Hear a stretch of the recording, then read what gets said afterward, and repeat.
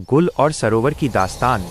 रात का सन्नाटा था और चांदनी सरोवर के पानी पर खेल रही थी। किनारे खड़ी गुल अपनी आंखों में आंसू लिए खड़ी थी। उसके पास ऋषि वरुण थे, जिन्होंने उसे जीवन दान तो दिया था, पर उसके प्रेम को उससे दूर कर दिया। तभी वहां राजकुमार अर्जुन पहुंचा, जो गुल के प्रेम में व्याकुल था। ऋषि वरुण ने इस स्थिति को प्रेम नहीं, बल्कि मोक्ष की परीक्षा करार दिया, लेकिन गुल के लिए उसका प्रेम ही उसका संसार था।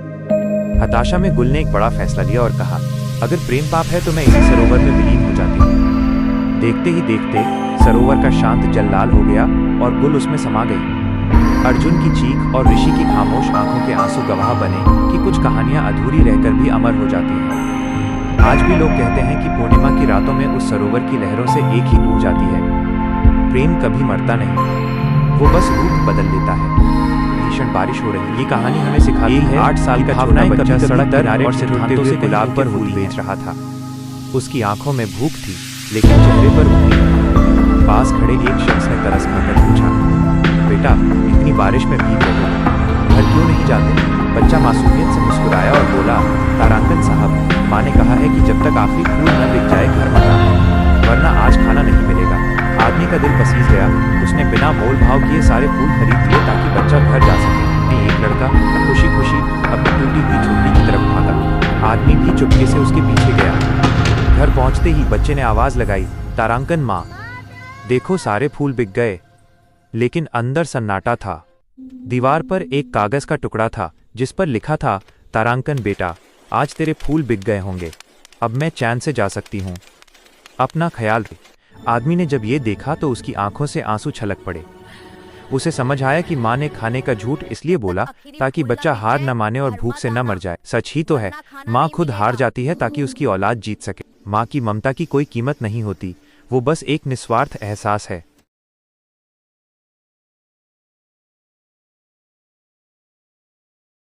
रात के 9 बजे का वक्त। सड़क सूनी है। एक साधारण कार में एक महिला घर लौट रही है। चेहरे पर थकान है, लेकिन आंखों में ईमानदारी की चमक। वह कोई साधारण महिला नहीं, जिले की IAS ऑफिसर है। अचानक पुलिस बैरिकेड सामने आता है। सिपाही गाड़ी रोकता है और बदतमीजी से कहता है, लाइसेंस दिखाओ, और मैडम रात बहुत हो गई है, कुछ चाय पानी का इंतजाम करो, वरना गाड़ी थाने जाएगी। महिला शांत भाव से कहती है, तारांकन, रिश्वत देना और लेना दोनों अपराध हैं, मैं 1 रुपया नहीं। चरम पुलिस वाला गुस्से में चिल्लाता है, तारांकन बड़ी ईमानदारी दिखा रही है, चल थाने। उसे थाने ले जाकर लॉकअप में डाल दिया जाता है। SHO हंसते हुए SDM को फोन लगाता है, सर एक अकड़ू औरत को पकड़ा है, जरा आकर इसका भूत उतारिए। SDM जैसे ही थाने पहुंचता है, उसके पसीने छूट जाते हैं। वो कांपते हुए सैल्यूट मारता है और चिल्लाता है, तारांकन मूर्खों, ये क्या किया? ये हमारे जिले की नई डिस्ट्रिक्ट मैजिस्ट्रेट DM है। सिपाही के हाथ से चाय का गिलास गिर जाता है। पूरे थाने में सन्नाटा पसर जाता है। IAS अधिकारी लॉकअप से बाहर निकलती हैं और बिजली जैसी कड़क आवाज में कहती हैं, तारांकन, कानून आम आदमी को सुरक्षा देने के लिए है, डराने के लिए नहीं। तुम सब अभी के अभी सस्पेंड हो। संदेश, पद से बड़ा कोई नहीं होता, लेकिन ईमानदारी उस पद को शक्ति देती। छोटा सा घर,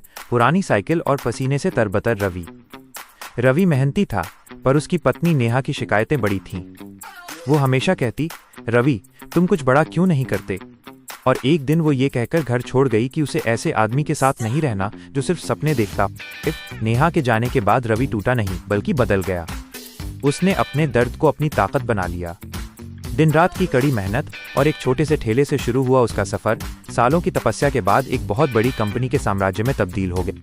50 सालों बाद एक बड़ी कॉन्फ्रेंस में रवि की नजर नेहा पर पड़ी। नेहा वहां एक कर्मचारी के रूप में काम कर रही थी और रवि उस पूरी कंपनी का मालिक था। नेहा के पास कहने को कुछ नहीं था। उसकी नजरें शर्म से झुकी। रवि उसकी तरफ बढ़ा और एक फीकी मुस्कान के साथ सिर्फ इतना कहा, तुम सही थी नेहा, मैं बड़ा आदमी बन गया, बस थोड़ी देर हो।